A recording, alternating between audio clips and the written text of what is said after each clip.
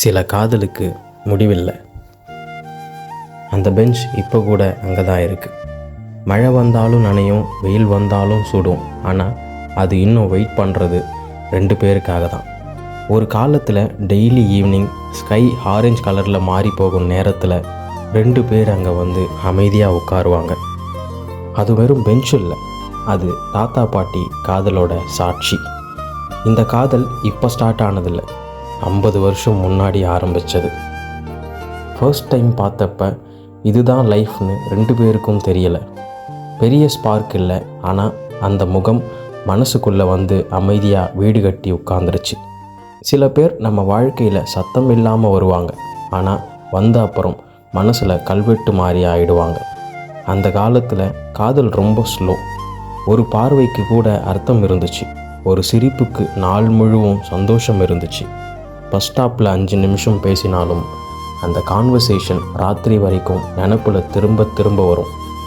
லவ்னு 2 பேரும் சொல்லலை, ப்ரப்போசல் இல்லை, ஸ்டேட்டஸ் இல்லை, ஆனால் 2 மனசும் அமைதியாக எஸ்ன்னு சொல்லிடுச்சு. கல்யாணம் ரொம்ப சிம்பிள், ஃபோட்டோஸ் கம்மி, ஆனால் அன்பு மட்டும் நிறைய இருந்துச்சு. வாக்குறுதிகள் பெருசாக இல்லை, ஃப்யூச்சர் பற்றி கிளாரிட்டியும் இல்லை. ஒன்றே தான் சொன்னாங்க, என்ன நடந்தாலும் சேர்ந்து தான் இருப்போம். கஷ்டம் வந்த நாள் இருந்துச்சு, பணம் இல்லாத மாதம் இருந்துச்சு, சாப்பாடு சிம்பிளாக இருந்த நேரம் கூட இருந்துச்சு. ஆனால் தனியாக சாப்பிட்ட ஒரு நாளும் இல்லை. காதல் பெரிய கெஸ்டர் இல்லை, சின்ன சின்ன அக்கறையில் தான் காதல் இருக்குது. வெளியே போகிறப்ப பாட்டி கேட் வரைக்கும் வந்து பார்ப்பாங்க, தாத்தா திரும்பி திரும்பி பார்ப்பார். பாட்டி ஹேரில் மல்லிப்பூ வச்ச தாத்தா அதை சொல்லாமல் அமைதியாக ரசிப்பார். காஃபி எப்போவும் 2 கப்பு, சண்டை நடந்தாலும் கூட. நைட்டில் தூங்கும்போது ஃபேன் ஸ்பீட் ஓகேவான்னு கேட்குறது, மார்னிங்கில் காஃபி ஸ்ட்ராங்கானு கேட்பது, இதெல்லாம் தான் அவங்க ஐ லவ் யூ. வருஷங்கள் ஓடிடுச்சு. கருப்பாக இருந்த முடி வெள்ளையாயிடுச்சு, ஃபாஸ்ட்டாக நடந்த கால் கொஞ்சம் ஸ்லோவாகிடுச்சு. ஆனால் கைகோர்த்து நடக்கிற பழக்கம் மட்டும் ஒரு நாளும் மாறலை. ஒரு சாயங்காலம் பாட்டி கொஞ்சம் லேட், தாத்தா கேட் பக்கத்தில் ரொம்ப நேரம் வெயிட் பண்ணார். பாட்டி வந்து சிரித்து லேட் ஆகிடுச்சான்னு கேட்டாங்க.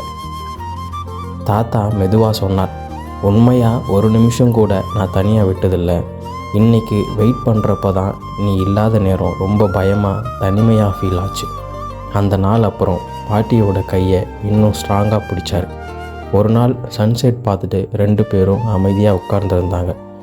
பாட்டி கேட்டாங்க, நான் உங்களை நல்லா பார்த்துக்கிட்டேனா இது வரைக்கும்? தாத்தா சிரித்தார், நீ வந்த நாளில் இருந்து இப்போ வர என்னோடய வாழ்க்கையில் சிரிப்பு மட்டும் குறையவே இல்லை.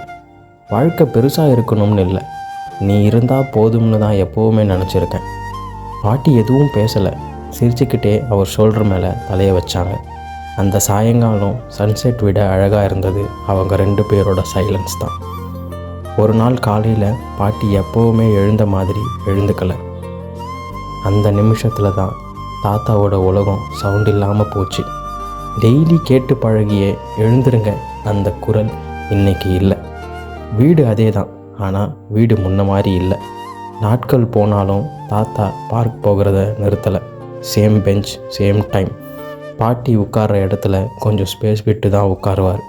யாராவது இங்கே உட்காரலாமான்னு கேட்டால் சிரித்து அது ஆக்குப்பைடுன்னு சொல்லுவார். அது காலி இடம் இல்லை, அது இன்னும் பாட்டியோட இடம்தான். அந்த நாள் பெஞ்சில் இருந்து எழுந்தப்ப வழக்கம் போல் கையை நீட்டினார்.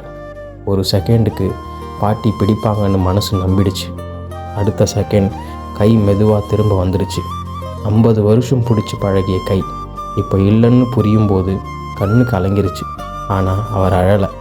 அழுதா அவள் பயப்படுவான்னு மேலே வானத்தை பார்த்துட்டு சொன்னார், கொஞ்சம் இடம் பிடிச்சி வச்சுக்க, நான் வர வரைக்கும். சில காதல்கள் முடியாது, என்றும் தொடரும். பாய்.